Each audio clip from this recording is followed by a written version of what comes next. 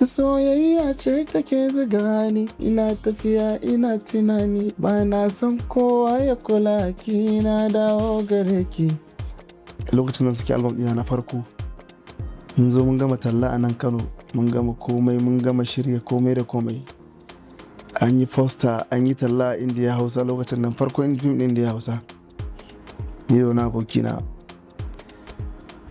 Na koma Kaduna in je in ɗauko album, na samu an goge fallon album ɗin gaba ɗaya. Sau wannan abin ba zan taɓa mantawa da shi ba. Ba zan taɓa mantawa da shi ba. Mu rayuwar da muka yi a harkar studio ba irin ta yanzu ba ce ba.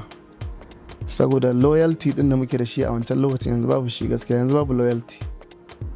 Ba wani loyalty da wani mawaƙi mai tasowa yanzu yake da shi ko wani abu babu. Inda ya yi waƙa ɗaya kawai ta shiga gari shi kenan, shi ma ya zama superstar. So kuma ba wai laifi ba ne ba. Ka jawo mutum a jiki mana. In mutum Allah ya bashi dama, ba wani kai ka nuna wai kai babba ne ko kana saman shi ko a'a, ka jawo shi a jiki. Amma dai akwai wani abu da muke da shi, wannan wata tarbiyya da muke da ita ta shekarun baya wanda yanzu babu ita. Kaga mu a lokacin mu da muna koyan aiki, ni na zauna a studio na koyi recording, na koyi mixing, na koyi kiɗa. Ka fahimce ni? A duka wannan tsawon lokacin ina zama a ƙarƙashin wani ne. Idan na yi aiki ne za a cire kuɗi a sallame ni. Babu abin da nake focusing a kai irin wannan koyon aikin da nake. Ba ni da ko budurwa ban da ita. Ban ma san hanyar da zan same ta ba. Ka fahimce ni? Sannan ni na kayan mai ake cewa budurwan ogana wanda ya fara koyon aiki da farko. Har kayan budurwan shi na taɓa wankewa, irin wata wanki in ta gama za ta ɗan gama mata wanke ta ɗan naira 100 haka, lokacin 100 babban kuɗi ne, 100-200 tana bani. Ka gane? So akwai wani loyalty da muke da shi wanda yanzu gaskiya babu shi a music.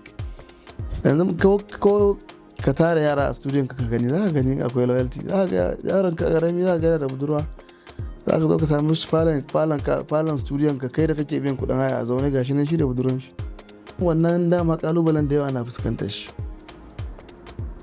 Kaman zan iya zuwa taro, event da sauransu, wani sai dai ka ana cewa yaron Umar M Sharif ne ya zo kaza. To min yaron Umar M Sharif yaron shi ne. Amma da dama waƙoƙin da zan hau tayi ma wasu ke ɗauka kawai irin na zo na hau waƙoƙin shi ne. Na gama biki an ɗan liƙa mu abin da na samu na tafi. Ka gane irin abin? So amma cikin ikon Allah yanzu duk wannan abin ya kau.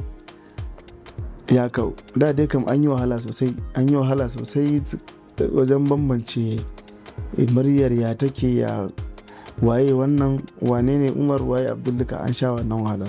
Album yana da wahala saboda album ba iya gama shi da one music producer, album bai zai gama da shi ba. Muna fuskantar kalubale sosai mu, especially mu mawaka, saboda waka tana da wani abu. In ka ce za ka takure kanka wajen yin ta, wajen sai ka gama sa a lokacin da kake so gama, to za ka sha wahala. Lokacin da ɗauko album ɗina nake ta cewa zan saki, wallahi sai na gama su waƙoƙin sai yanzu ni a karan kaina ba su min ba. Amma in na saka za a iya saurara a ce sun yi, amma ni na san ba su min ba. Ni kuma ina son saki abin da ya min daɗi. Wallahi sai in warware aikin koma baya. Ka gane? Sannan kuma ka zo ɓangaren a ce ka gama waka, a zo maganan gyara wakar, a zo maganan gyara kiɗa. Duka ba wani abu ne da ke ɗaukar lokaci, musamman a album. Ni ma ina amfani da AI saboda yana sauƙaƙe mutane aiki sosai a kowa harkar music, you know. So na saki album, lamarin album ne da ke da wahala. Na sa lokaci na ɗaga, mutane har suna jin haushi ma. But amma ni na san me yasa na yi haka. Kuma na fito ma da haƙuri saboda album yana da wahala sosai. Da yanda kake so kai saki abu a lokacin da kake so ka saki, in baka yi wasa ba za ka yi repetition. Shi kuma ko da yaushe music ba a san repetition, ko da yaushe kirkira ne, sun da kwakwalwa ce take aiki. So wani na ɗaya daga cikin dalilan da yasa na dinga ɗaukar lokaci, ko na ɗauki lokaci mai tsawo ban saki album ba. Saboda ko na je na yi aikin, na zo in na saurara sai in ji na buƙatar in warware shi, in koma baya domin in sake gina wani abu sabo. Soyayya ce take zuga ni, ina tafiya ina tunani, ba na son kowa ya kula ki, na dawo gare ki. Babban abin da nake so a dinga tunawa da ni akan shi ne waƙar mahaifiya. Waƙar mahaifiya wa'azi ce na musamman, ba wai dan an sa mata kiɗa ba, amma in ka saurara waƙar mahaifiya bi iznillahi ta'ala akwai darussa da yawa a cikinta. Domin a gurina babu abin da ya fi uwa. Uwa ginshiƙin rayuwa ce. Uwa ita ce komai. Rashin uwa yakan zama mutum matsala a rayuwar shi. Ni ba rasa mahaifiyata ba, tana raye, but amma irin rashin ta a kusa yana ɗan rage mutum wasu abubuwa da yawa. Ni ban damu da wai in ta faɗaɗa kaina a harkar music ba. Ni ina roƙon Allah ya kawo min wani abin da ya fi wannan da nake kai in koma kan shi bi iznillahi ta'ala. Ban raina wanda Allah ya ban ba, alhamdulillah, na gode. Amma ni ba na kallon kaina a matsayin wani mutumin da zai dawwama a harkar waƙa.